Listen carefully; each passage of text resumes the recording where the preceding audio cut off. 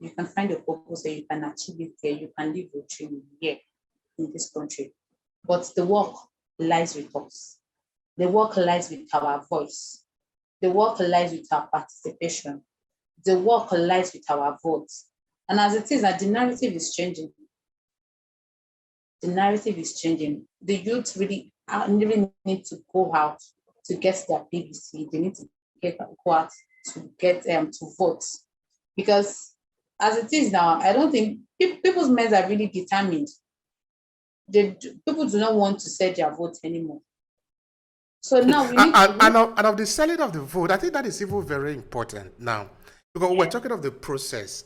If the process actually is working, if democracy as an experiment is something that we need to invest in, if the government or if the politician, the corrupt politicians in Nigeria are buying vote, it's a sign, it's a good sign that the process can actually work. Which means if the people can refuse to be bought, then they can actually control their destiny. Because if they don't buy votes, it means the process is not working. So we need to look for alternative. I currently speak in 2022, there is no better alternative to democracy. So it's something that we need to shape. It is not a pre-planned strategy for you just go and live. It's an experiment. We are going to shape it.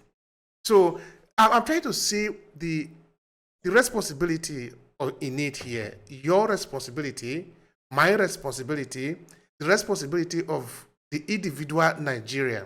So when you take up newspaper in Nigeria, in Abuja, you're in Abuja, you listen to podcasts, you listen to news in the evening, or you are in a bar, you hear people talking.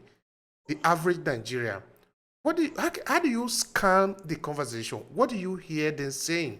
Do you see any hope that they are willing to do something different?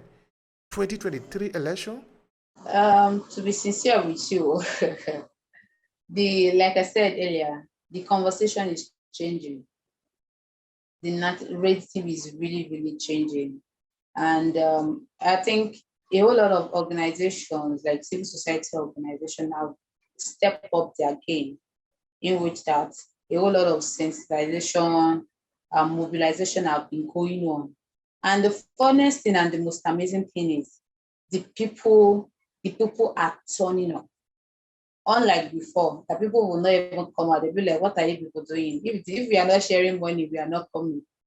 But this time around, there is a turn up of people to be interested. I think during the FCT area council election that we all went out for mobilization, we went to Duse Market here in Abuja, and a whole lot of people are eager to vote.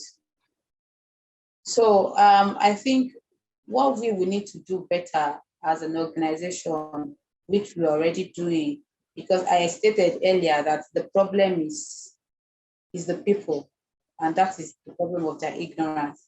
I think what we need to do and to do more is more of sensitization and to encourage them, which has to start with the community that we live in.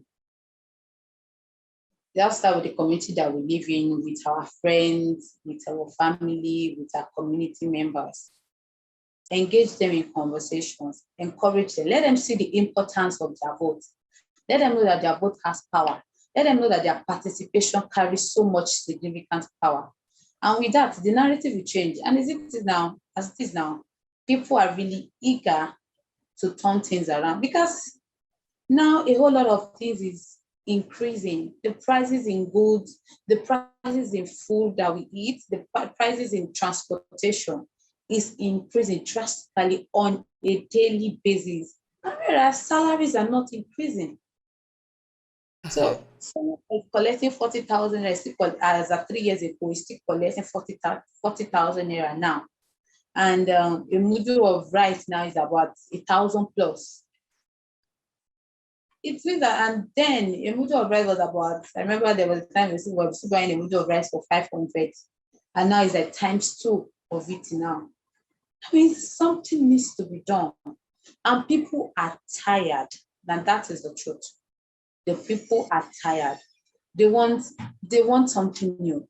They want the atmosphere to be refreshing for them. Everyone wants to go out and come back in, have food in your house, have money in your purse. Yeah, I'm going to ask you if the people really realize the fact, one thing is to have power. Another thing is to know that you have power, no? But if you don't know that you have power, okay, let's use something more practical. One thing is to know that around you there are water. Another thing is to actually have water, no? But if you don't know that you have water around you, you can actually be dying of thirst, no? But if you know that you have, you cannot die of thirst when there is water around you. To the Nigerian people, from your experience, from your study, because you're an expert in this area, and from the conversation you have among the people, do the people know that they actually own the power, that they actually have power? Or are they with this conventional way of thinking that they are powerless? They are powerless. They know that they are powerful, that they can change something, that their vote count, that they can decide, actually that they are deciding who can be their leader, that they have the power to do that instead of selling it out? Do they know? I think if you ask me this question as of 2018, 2019, I would have said they do not know. At least I would say a higher percentage of them do not know. A higher as a 10, I would say a higher percentage of them just do it because they say we should do it. Let's do it. But now, after the EndSARS protest, again, a whole lot of things has changed. People's eyes has been opened and they have been enlightened. So now, I think a lower percentage, even those that are not literate, understand the power in their vote. Even those, they understand. So I would say now that people are being enlightened. They know the value they carry with their PVC. They know that already. And to the lower percentage that do not know, a step is being taken to sensitize them.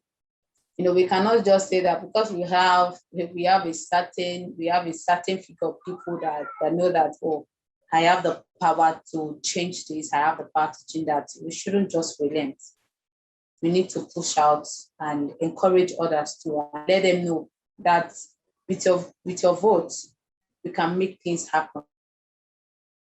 I will say that some percentage of people know, at least let me say about 70% know, and the 30% remaining that do not know is what we need to work on as an individual ourselves. We shouldn't just leave that responsibility to some organizations. We need to do that ourselves. And like I said earlier, it has to start with us as an individual. We need to be the evangelist of that. Start with your friends, ask your friends, have you gotten your PVC? Have you registered? Ask your family members if they have not. I think now INEC has made things easier for all of us. You can register online, then you go to a nearby INEC office closer to you for capturing and to get your card. It's quite easier now than then that you have to queue, you have to wait for months to get the process done. Now it's quite easier. Just go online, register, get a nearby INEC office closer to your place, go there for capturing and get your card. It's as simple as that. But I think some people still do not know this process. So, and like I said earlier, in the aspect of intimidation, and some people are being intimidated, or they were being intimidated or they were being harassed, which has actually made them make some decisions that they're not going to vote anymore, or probably change their opinion about the importance or how the power their vote carries. And a whole lot of them have met with a whole lot of them, word on the field, sensitizing people, and they get to voice their mind that during the previous election, we vote, and still nothing was being accounted for.